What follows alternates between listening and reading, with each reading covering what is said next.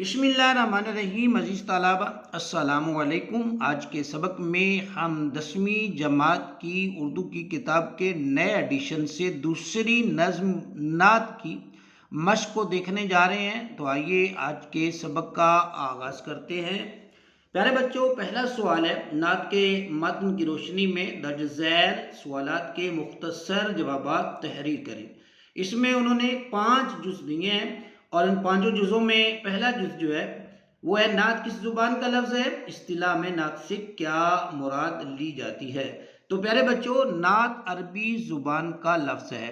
اصطلاح میں نعت اس نظم یا نثری کلام کو کہتے ہیں جس میں حضور نبی کریم صلی اللہ علیہ وسلم کی مدح و ثنا، اوصاف حمیدہ اور شان مبارک بیان کی جائے۔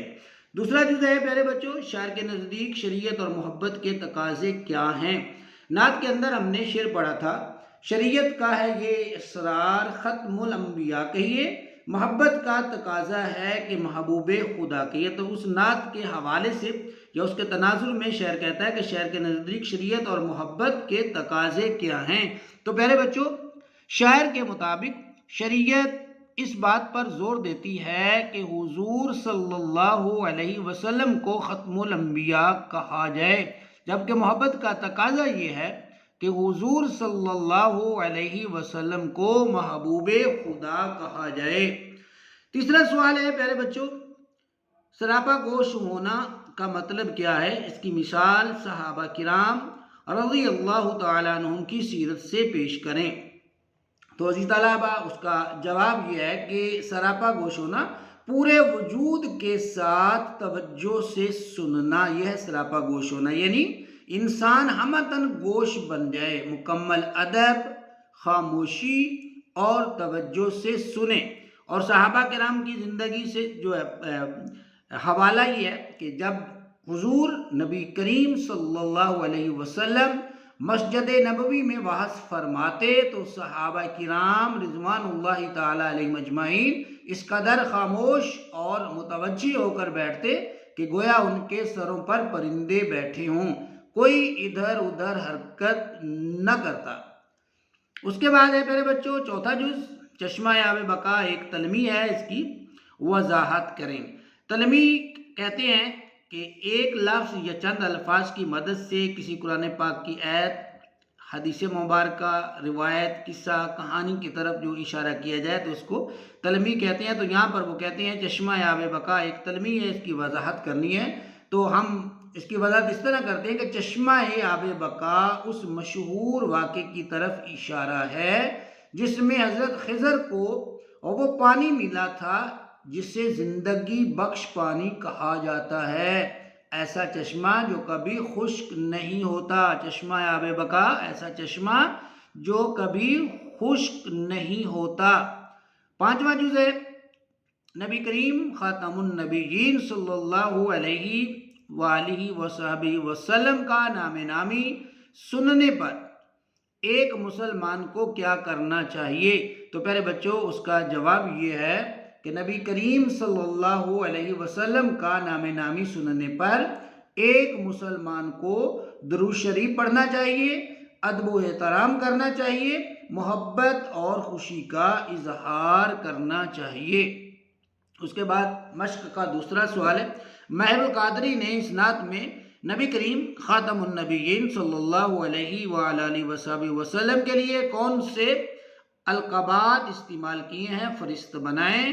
تو پیارے بچوں، ماہر القادری نے اس نعت کے اندر حضور صلی اللہ علیہ وآلہ وسلم کے لیے جو القابات استعمال کیے ہیں ان میں رسول مجتبی، محمد مصطفیٰ، خاتم الانبیاء، محبوب خدا، سرکار نبی، شمع ہدایت، مغفرت کا راستہ دکھانے والے یا مرکز نور وحدت کے الفاظ یا القابات سے نبی کریم صلی اللہ علیہ وآلہ وسلم کے لیے انہوں نے استعمال کیے ہیں۔ تو آپ ان کو جو ہے وہ نوٹ فرما لیجئے گا۔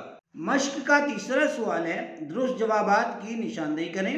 یہاں پر انہوں نے سوال دیے ہیں اور نیچے ان کے 4 آنسر دیے ہیں، ان کے MCQs ٹائپ یہ سوال ہے تو اس کے ہم آنسر دیں گے۔ تو پہلا جز ہے نعت میں ردیف ہے، نعت میں کون سے لفظ بطور ردیف استعمال ہوئے ہیں؟ تو یا 4 آپشن ہے، کہیے، نمبر 2 پہ ہے کیا کہیے، نمبر 3 پہ ہے آب بقا کہیے، اور نمبر 4 پہ ہے خاک شفا کہیے۔ تو جی طلبہ کہیے کہ الفاظ جو ہیں یہ بطور ردیف استعمال ہوئے ہیں، تو الف تو اس کو جو ہے وہ ہم ٹک کر دیں گے۔ اس کے بعد ہے دوسرا جز، شاعر کے نزدیک مکمل خاموشی اختیار کریں جب ان خاتم النبیین صلی اللہ علیہ وآلہ وصحبہ وسلم کا نام آئے نمبر 1 کے اوپر، نمبر ذکر آئے، نمبر 3 خیال آئے، نمبر 4 خواب آئے۔ تو جی طلبہ شاعر کے نزدیک ہمیں مکمل خاموشی کا اختیار کرنی جب نبی کریم صلی اللہ علیہ وسلم کا ذکر آئے، تو ہم یہ دوسرا آپشن بے والا جو ہے اس کو جو ہے وہ ٹک کر دیں گے۔ تیسرا جز ہے مجتبی اور مصطفیٰ کے الفاظ سرکار دو عالم خاتم النبیین صلی اللہ علیہ وعلی آلہ وصحبہ وسلم کے ہیں۔ نمبر 1 کونیت، نمبر 2 القاب، نمبر 3 خطاب، اور نمبر 4 کے اوپر ہے عزیز طلبہ اعزاز۔ تو یہ القاب کے الفاظ جو ہے یہ نبی کریم صلی اللہ علیہ وآلہ وسلم کے لیے استعمال ہوئے ہیں، تو ہم اس کو جو ہے وہ ٹک کریں گے۔ اس کے بعد ہے پہلے نمبر بچوں چوتھا جز، خاک کا لفظ نعت میں آیا ہے۔ نمبر 1 مرتبہ، نمبر 2 پہ ہے 2 مرتبہ، نمبر 3 پہ ہے 3 مرتبہ، اور نمبر 4 پہ ہے 4 مرتبہ۔ تو خاک کا لفظ پیارے بچوں نعت میں 3 مرتبہ آیا ہے، تو ہم اس کو جو ہے وہ ٹک کر دیں گے۔ پانچواں جز ہے نعت کے مقطع میں شاعر کی آنکھوں میں آنسو نہ رکنے کا سبب ہے۔ کیا سبب ہے کہ شاعر کی آنکھوں سے آنسو نہیں رک پا رہے؟ تو اس کے آنسر میں 4 جو انہوں نے دیے ہیں، اس میں ایک ہے شہر مکہ کی یاد، نمبر 2 پہ شہر مدینہ کی یاد، نمبر 3 کے اوپر راہ طیبہ کی یاد، اور نمبر 4 کے اوپر ہے خاک نجف کی یاد۔ تو پہلے بچوں اس میں جو دوسرا آپشن ہے وہ درست ہے، شہر مدینہ کی یاد کی وجہ سے شہر کی آنکھوں کے آنسو نہیں رکنے پا رہے، تو اس کو جو ہے وہ ہم ٹک کر دیں گے۔ چوتھا کوشچن ہے شامل کتاب نعت کے چھٹے شعر کا موازنہ علامہ محمد اقبال رحمۃ اللہ علیہ کے درج ذیل شعر سے کریں۔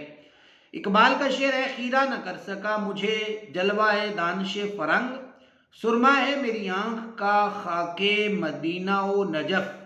اور نعت کا جو چھٹا شعر ہے پہلے بچوں کو ہے غبار راہ طیبہ سرمائے چشم بصارت ہے، یہی وہ خاک ہے جس خاک کو خاک شفا کہیے۔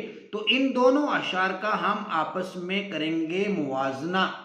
تو اشعار کا مشترکہ جو موازنہ یا مرکزی خیال ہے وہ یہ ہے کہ شاعر کے نزدیک حقیقی بصیرت، ہدایت اور روحانی شفا کا سرچشمہ مغربی عقل و دانش نہیں، بلکہ مقدس اسلامی مراکز خصوصاً مدینہ منورہ اور نجف اشرف کی خاک ہے۔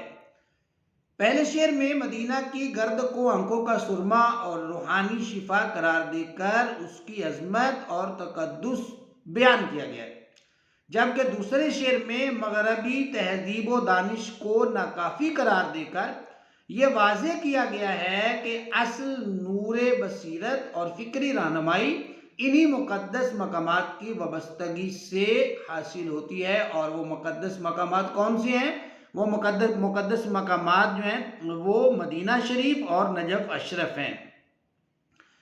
یوں دونوں اشعار میں اسلامی روحانیت کی برتری، عشق رسول صلی اللہ علیہ وسلم کی گہرائی اور روحانی اقدار کی فوقیت کو نمایاں کیا گیا ہے۔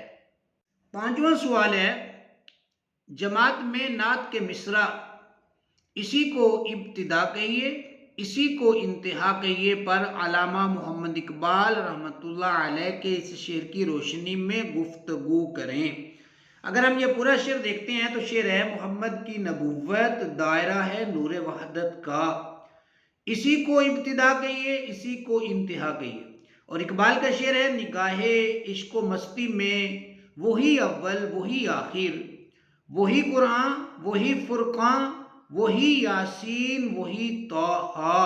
تو ان دونوں اشعار کی روشنی میں ہم جو چند جملے بطور گفتگو بولیں گے وہ اس طرح ہیں کہ ماہر القادری اور علامہ محمد اقبال یہ پیغام دیتے ہیں کہ نبی کریم صلی اللہ علیہ وسلم کی ذات اسلام کی ہدایت اور نور توحید کا مرکز ہے۔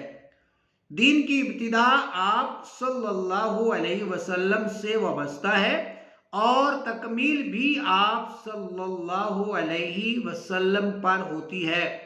اسی لیے مسلمان اپنی رہنمائی کے لیے سیرت نبوی صلی اللہ علیہ وسلم کو اصل معیار سمجھتے ہیں۔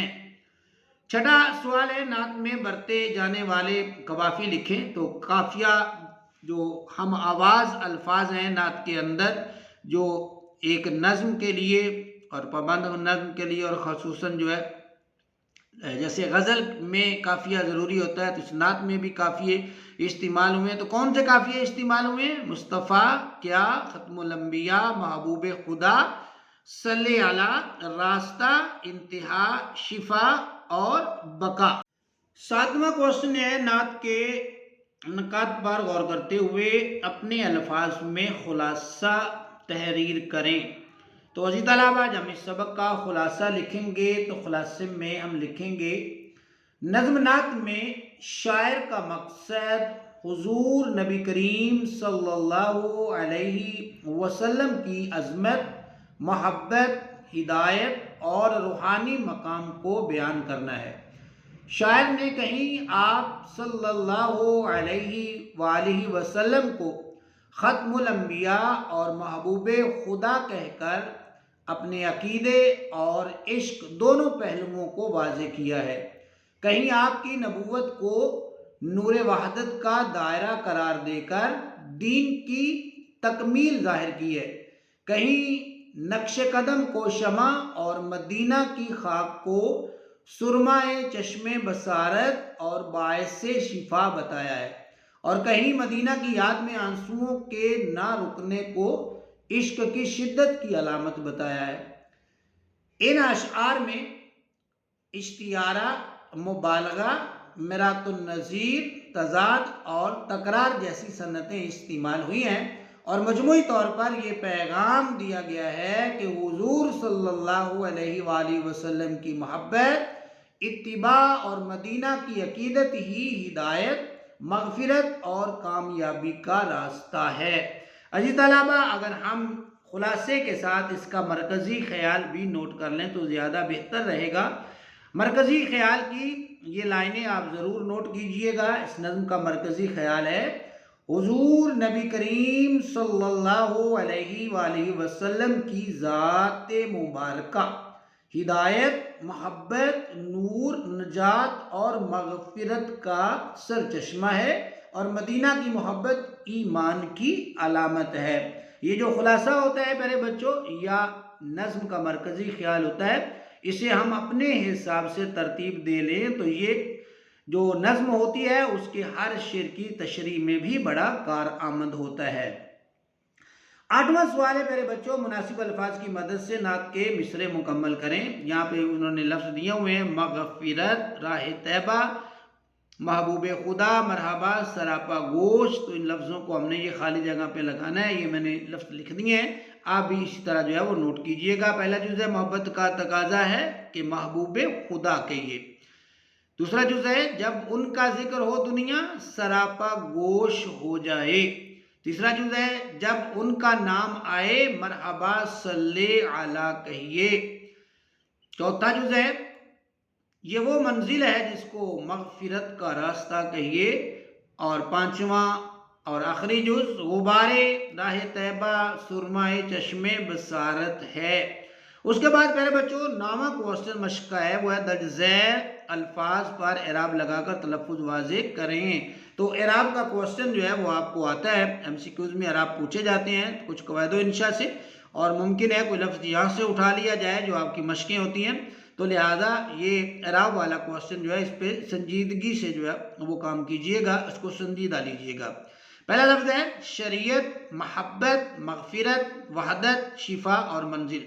یہ تمام الفاظ کے اوپر ان کے اعراب جو ہے وہ لگا دیے ہیں۔ شریعت ایک نمبر پہ، دوسرے پہ محبت، तीसरे पे मग़फ़िरत और चौथे पे है वहदत और पांचवें के ऊपर है शिफा और आखिरी लफ्ज़ है मंजिल। प्यारे बच्चों, उसके बाद है नज़्म की अक़साम। नज़्म की कितनी अक़साम है, यहाँ पर जो है वो 4 अक़साम बयान की गई हैं, उनको हम पढ़ेंगे। नज़्म को आमतौर पर दर्ज झैल अक़साम में तकसीम किया जाता है। नंबर 1 के ऊपर पाबंद नज़्म, नंबर 2 मुअर्रा नज़्म, नंबर 3 आज़ाद नज़्म और नंबर 5 के ऊपर है नसरी नज़्म। हम यहाँ पाबंद नज़्म पर बात करेंगे। वो कहते हैं यहाँ हम सिर्फ पाबंद नज़्म पर बात करेंगे। पाबंद नज़्म में औज़ानो बहूर के साथ साथ काफ़िया और रदीफ़ की पाबंदी की जाती है और ये किसी मुरव्वजा हैत मसलन मुखम्मस मुसद्दस वगैरह की शक्ल में होती हैं। मुरव्वजा मतलब जिसका रिवाज है, और हैत शक्ल को कहते हैं, मुखम्मस ऐसी नज़्म को कहते हैं जिसके 5 मिसरे होते हैं, और मुसद्दस ऐसी नज़्म को कहते हैं जिसके 6 मिसरे होते हैं। मिसरे 6 होते हैं और शेर 3 होते हैं। निसाब में मिसरा, शेर, काफिया और रदीफ की शनाख्त करना शामिल है। हमारा जो निसाब है 10वीं जमात के, इसमें क्या क्या शामिल है? मिसरा, शेर, काफिया और रदीफ की शनाख्त, इसकी पहचान करना शामिल है। आइए इन चारों शेरी इस्तिलाहात की वजाहत करते हैं। नंबर 1 के ऊपर है मिसरा। अरबी जुबान में मिसरा के लुग़वी मानी दरवाजे का एक तख्ता के हैं, एक पल्ला जिसको हम कहते हैं, जिसे उर्दू में किवाड़ कहते हैं। इस्तिलाही मानों में आधा शेर या शेर का निस्फ हिस्सा मिसरा कहलाता है। जैसे इब्ने मरियम हुआ करे कोई। अब ये शेर जो है यहाँ पे लिखना था, तो उन्होंने शेर का एक मिसरा लिखा है क्योंकि वो हमें मिसरा समझा रहे हैं। इब्ने मरियम हुआ करे कोई, याद रहे 2 मिसरे मिलकर एक शेर बनाते हैं। जैसे इब्ने मरियम हुआ करे कोई, मेरे दुख की दवा करे कोई। तो पहले उन्होंने एक मिसरा दिया था, अब उन्होंने जो है वो दोनों मिसरे दे दिए, तो दोनों मिसरे मिलकर एक शेर बनते हैं। उसके बाद शेर है मुकर्ररा, वज़न और बहर में लिखी हुई तहरीर शेर कहलाती है। एक शेर में 2 मिसरे होते हैं, जैसे हमने ऊपर ये शेर पढ़ा है। पहले मिसरे को मिसराए उला और दूसरे मिसरे को मिसराए सानी कहते हैं। ये हमने याद रखना है कि एक शेर में कितने मिसरे होते हैं, और पहले मिसरे को क्या कहते हैं? मिसराए उला, ये उला है, और दूसरे को मिसराए सानी कहते हैं। यहाँ उन्होंने मिसाल के तौर पे एक शेर दिया है जुस्तजू के खूब से है खूब तर कहाँ, अब ठहरती है देखिए जाकर नजर कहाँ। उसके बाद मेरे बच्चों काफिया है। शायरी में काफियों से मुराद शेर के आखिर में आने वाले हम आवाज अल्फाज हैं जो हर शेर में बदल बदल कर लाए जाते हैं। मसलन हस्ती अपनी हबाब की सी है, ये नुमाइश शराब की सी है।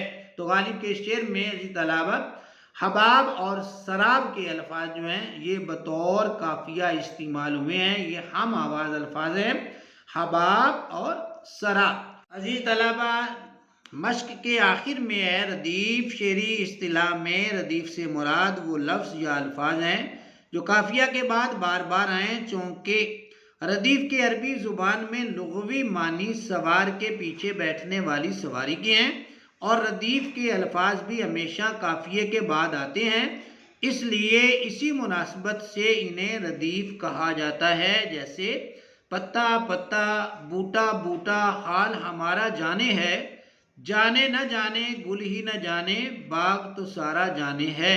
मीर तकी मीर के शेर में जाने है के अल्फाज बतौर रदीफ इस्तेमाल हुए हैं। अजीज तलबा, ये था हमारा आज का सबक। उम्मीद है आपको आज का सबक पसंद आया होगा, समझ भी आया होगा। कमेंट्स में अपनी राय का इज़हार ज़रूर कीजिएगा। वीडियो अच्छी लगे तो पेज को फॉलो कीजिए, वीडियो को लाइक कीजिए। अपना बहुत सा ख्याल रखें, अपने वालिदैन का एहतराम करें, असातिज़ा का एहतराम करें, अपनी तालीमी सरगर्मियाँ जारी रखें। मुझे दीजिए इजाज़त। अल्लाह हाफिज़।